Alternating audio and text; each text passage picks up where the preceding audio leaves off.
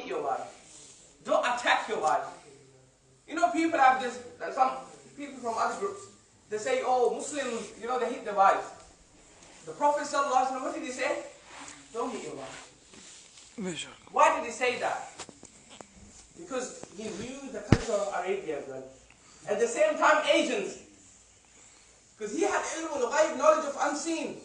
So he knew the Asians as well, that when they got their wives, they do something to them.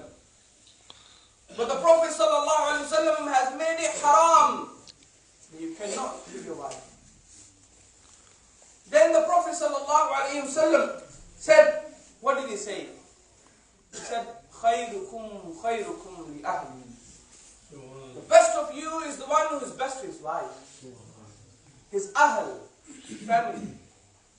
You know, if your kids aren't happy with you, if your wife isn't happy with you, you're not khayrukum, you're not the best of Muslims. Find out if your wife is happy with you. Allah subhanahu wa ta'ala has given a right. Before the arrival of the Prophet sallallahu alaihi wasallam, before the announcement of his nubuwwah, these people of Arabia, they used to fight with the wives. They used to attack them, they used to hit them. But when the Prophet ﷺ came with his message of mercy, وَمَا أَرْسَلْنَاكَ إِلَّا رَحْمَةً لِلْعَالَمِينَ, that he is mercy to all mankind. At that time, the Prophet ﷺ said you have to love your wives. Love them and give them their rights. This is the Prophet of mercy, sallallahu alayhi wa sallam. Nowadays we forget about these things, don't we?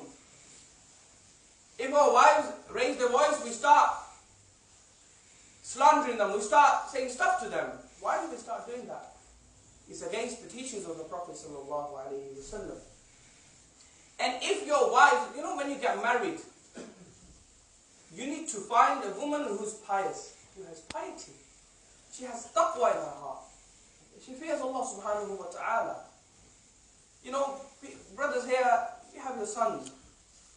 If they're not married, then find someone who's religious, who's good in deen and dunya as well at the same time. Who's good in deen. Don't go after her degree. Don't go after her qualification. Oh, she's got masters in pharmaceutical sciences. Don't go after that. The only thing you should go after is if she's good in religion. If she's a good Muslimah. Because when she will nurture your grandsons, your granddaughters, she will nurture them according to Islam. She will nurture them according to Islam. And if she's away from the Prophet religion, what is she going to nurture them at? She'll be watching her dramas 24 hours a day. And kids are not even taught anything. And when they come to the masjid, mothers send the children to the masjid. No fathers. Fathers never do that. It's the mothers who send their children to the masjid.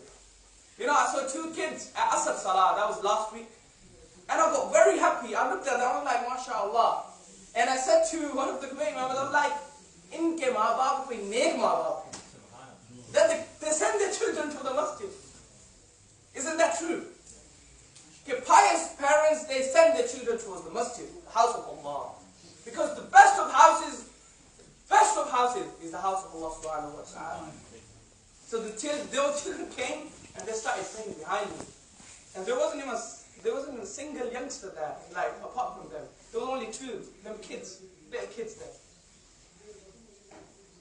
But they, ma baap, have nurtured them in such a way that they love coming to the masjid.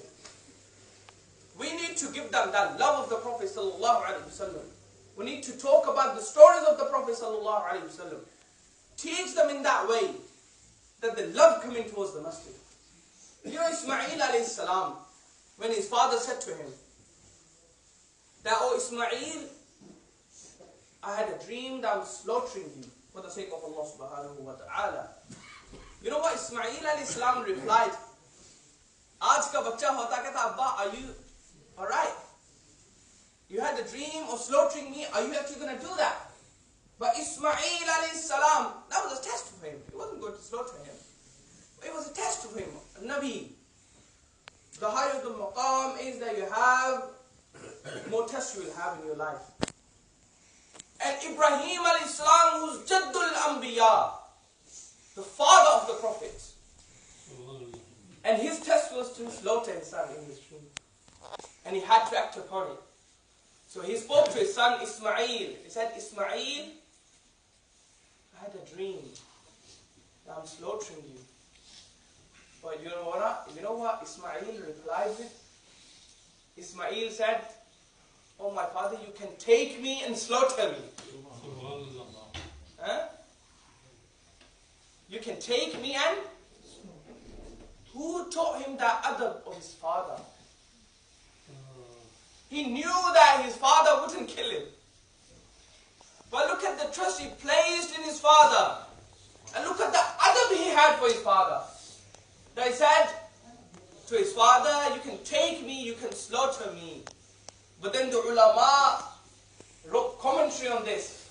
They said the reason why Ismail was listening to his father and he was being obedient to his father because he grew up under the roof of a masjid. He was nurtured in a masjid. So those children who come to the masjid, they will have adab. They will have adab. Those children who don't come to the masjid or stop coming to the masjid, it's going to be a bad asar on them. वो masjid के बगैर तो माहौल मिल ही नहीं सकता. You know, some parents might say, we got all the books at home, I can teach them. You know, I've got Dars Nizami. You know, if you go to town center, maybe in Arabia, they'll have all the books there. You know, Dars Nizami, Sahab, Nahab, all the sciences. So, all the books are there. But can you become a scholar just by buying them books and start going through them? You can't become a scholar like that. Can you become a scholar like that? You can never become a scholar. You need a teacher to teach you about those sciences.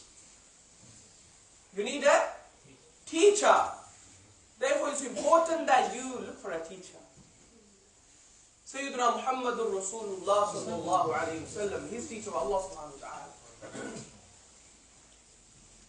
In Makhluk, the Prophet sallallahu alayhi wa sallam had a teacher. That was Allah subhanahu wa ta'ala. The greatest teacher. Then, Sayyidina Abu Bakr as-Siddiq was the murid of the Prophet sallallahu alayhi wa sallam. Like Sayyidina Imam Ahmad Farooq al-Hindi, rahmahullah, what does he say? He said in Urdu, and it's best to say in Urdu, कहते हैं रसूलुल्लाह जैसा पीर भी कोई नहीं और सिद्दीक अकबर जैसा मुरीद भी कोई नहीं. No murid is like the murid of the Prophet sallallahu alaihi wasallam, Sayyidina Abu Bakr as-Siddiq radiyallahu anhu. Hazur Akbar salatu was salam, the way he taught his Sahaba, and then the Sahaba taught the kids. Then Sayyidina Umar bin al-Khattab radiyallahu anhu, he taught his relatives, he taught his kids. All the Sahaba, they worked hard on the kids. We need to do the same. We need to follow their legacy. We need to follow their way of teaching. How did they teach the children? The Prophet ﷺ went to a companion's house and he was talking about the birth of the Prophet ﷺ amongst his children. He was talking about the birth of the Prophet ﷺ. But when did we talk about the birth of the Prophet amongst our families? Do we do that?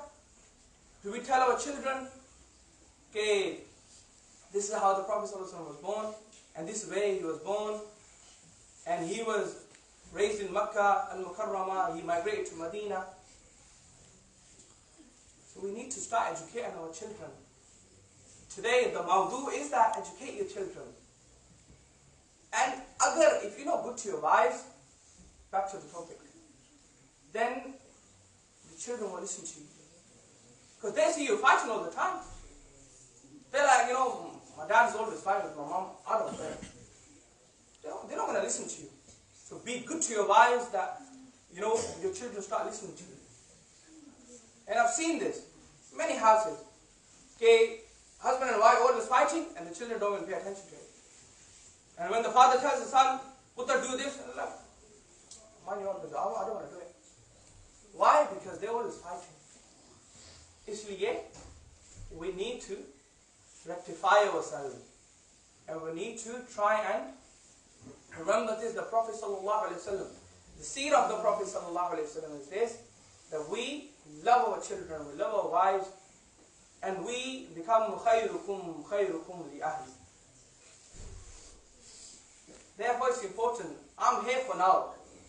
Pata nahi kal kahan hoonga.